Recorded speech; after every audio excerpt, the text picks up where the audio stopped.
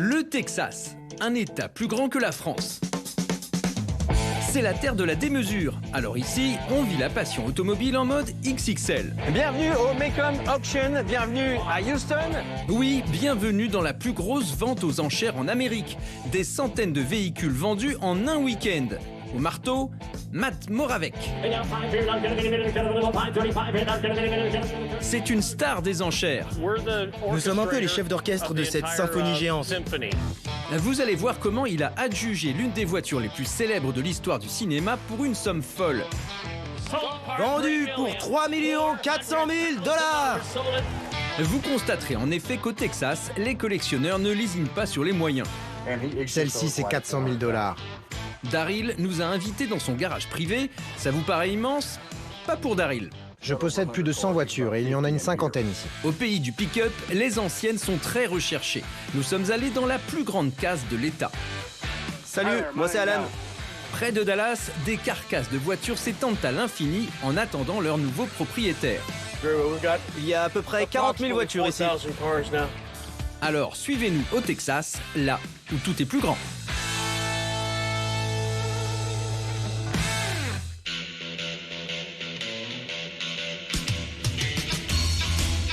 Entre Houston et Dallas, au hasard de la route, nous nous sommes arrêtés chez Ron Thomas.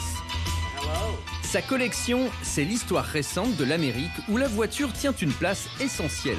La Mustang qu'on a là-bas est très rare. C'est même un exemplaire unique. C'est une Ford Mustang 428 Super Cobra Jet. Elle date de 1969. Dans le garage de Ron, on trouve de tout. Des souvenirs d'enfance, des photos avec des stars d'avant comme le cascadeur Evel Knievel, mais aussi des monstres de sa jeunesse. C'est ça que je voulais que tu vois. Voici la Kawasaki 750 Triple complètement customisée avec laquelle Ron tentait de battre des records de vitesse. C'est un moteur Super Cobra de 133 chevaux, ce qui était énorme à l'époque. Tu veux que je démarre le monstre? Tu veux l'entendre chanter? Carrément. Tu vas pas être déçu. Des grands collectionneurs comme Ron, vous en trouverez beaucoup au Texas, à commencer par sa femme, Glenda. C'est un passionné, mais moi aussi. Ce n'est pas juste son garage. Le pick-up marron là-bas était à mon oncle. Il date de 1954. C'était un vrai truck de ferme. Après sa mort, nous l'avons reçu en cadeau de ma tante. Et voici une Thunderbird 1957. On l'appelle la Baby Bird. Je l'ai offert à ma femme pour son anniversaire, Ouais. il y a quelques années. Oui, c'est mon bébé. Alors en route pour une petite balade texane.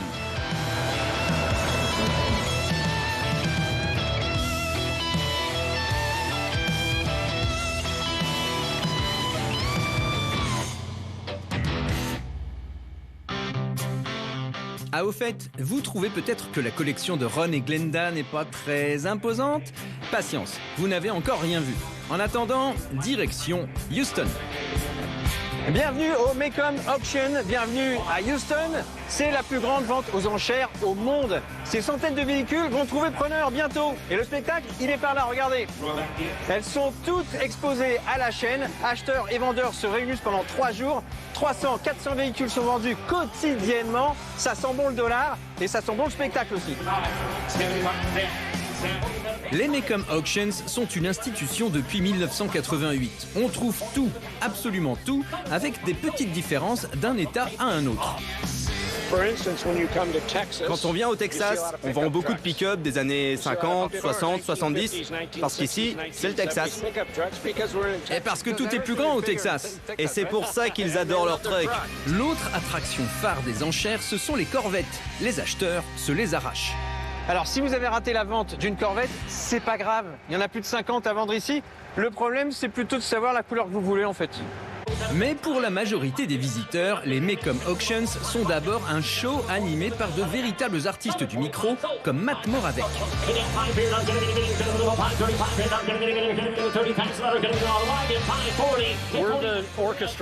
Nous sommes un peu les chefs d'orchestre de cette symphonie géante. On met même la musique à fond avant les enchères pour chauffer la foule. Et nous voulons que les gens participent, qu'ils crient, qu'ils manifestent leur joie. Nous créons l'excitation, nous créons la communication entre moi et les acheteurs et aussi entre moi et les vendeurs.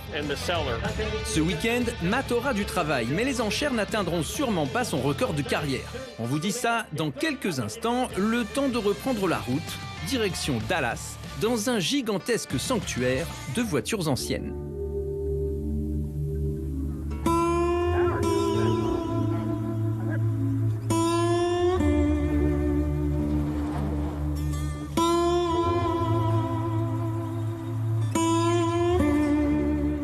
Comme vous pouvez le constater, nous sommes passés de Houston à Dallas, à quelques heures de route au nord de l'État du Texas. Nous sommes ici dans le plus grand cimetière de voitures de l'État du Texas et peut-être même des USA. J'ai envie de vous dire, pas vraiment un cimetière en fait, plutôt une garderie, parce qu'ici, on peut tout récupérer pour redonner une deuxième vie à toutes ces voitures. Dans les années 70, près de 11 millions de voitures étaient produites chaque année aux USA. L'époque était à la consommation débridée. Aujourd'hui, les reines de la route sommeillent en attendant leur prince charmant. Chevrolet Kingswood Estate, Chevrolet Caprice 1966. Alan Williamson les recueille ici sur ce terrain de plusieurs hectares et accueille chaque jour des dizaines de clients venus récupérer tout ou partie de ces belles endormies. Je sais pas si t'as vu là-bas, mais on a des gens qui sont venus de loin, de l'Iowa. Ils nous ont acheté une voiture il y a environ 6 mois. Non, 3 mois, et ils sont venus la chercher aujourd'hui. Évidemment, tout le monde ou presque cherche des pièces pour des Chevrolet 1955 ou 57, ou une Camaro 1967 ou 68, ou encore une Mustang 1969 ou 70.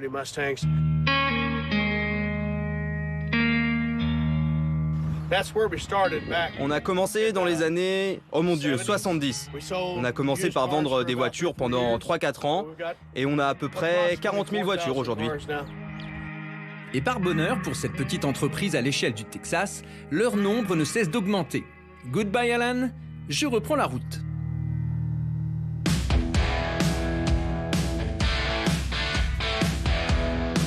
Je vous avais parlé d'un garage XXL comparé à celui de Ron. Bienvenue chez Daryl Wisniewski, l'un des plus gros concessionnaires automobiles de l'État. Bonjour. Bonjour, Daryl. Yeah, Stéphane, how are you? What a collection. Quelle collection! Merci. Voici la collection de Daryl, enfin presque. Toutes mes voitures ne sont pas ici. Malheureusement, cet endroit est devenu trop petit avec le temps. Je possède plus de 100 voitures et il y en a une cinquantaine ici. Ce sont les plus rares. Et je vois que tu aimes passionnément ces voitures parce que la première chose que tu as regardée quand je suis arrivé, c'est si j'avais une chevalière ou une montre. Oui, les voitures sont si proches les unes des autres que je fais très attention à ce que personne ne les abîme avec des bijoux, des téléphones portables. Bon bah la bonne nouvelle c'est que je ne porte rien.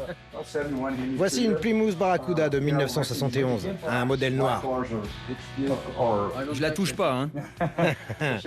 Voici une Dodge Charger 1970. Triple Black, 4 vitesses. Cette voiture est très rare. Et voici une Dodge Challenger. C'est une six-pack avec 4 vitesses. Et j'adore sa forme. Évidemment, cette voiture, comme toutes les autres, a un prix et Daryl ne s'en cache pas car ici, l'argent n'est pas un tabou. Celle-ci, avec sa prise d'air, sa couleur rose, son six-pack et tout le reste, 400 000 $. 400 000 ? Ouais. On comprend pourquoi il tient à ne pas les abîmer. Je peux l'ouvrir ? Bien sûr. Wow!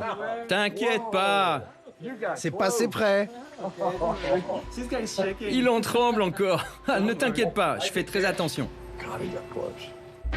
Voilà, je ne le referai plus. Je crois qu'il est temps que je m'en aille. Retour au Mecum Auctions où l'on retrouve Matt Moravec, le frénétique animateur au large chapeau Stetson sur la tête. Les plus belles ventes du jour sont montées à 300 000 $, mais rien à voir avec le plus beau coup de sa vie. Il y a une vente qui a marqué mon parcours professionnel jusqu'ici. C'est quand j'ai vendu Bullitt, la voiture du film Bullitt. La Mustang de 1968, conduite par Steve McQueen. Ladies and gentlemen, the Bullitt Mustang.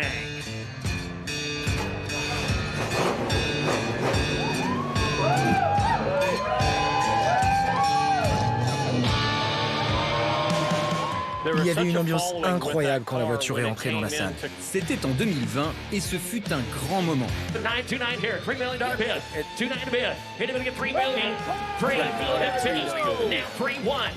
Mesdames et messieurs, vendu pour 3 400 000 $. Cette voiture me suivra pendant longtemps et probablement tout au long de ma carrière. Quant à moi, je me suis prise au jeu. Eh oui, et je peux vous dire que j'ai mis le paquet. Bon, c'est pas une Mustang, mais à chacun son monde XXL, hein?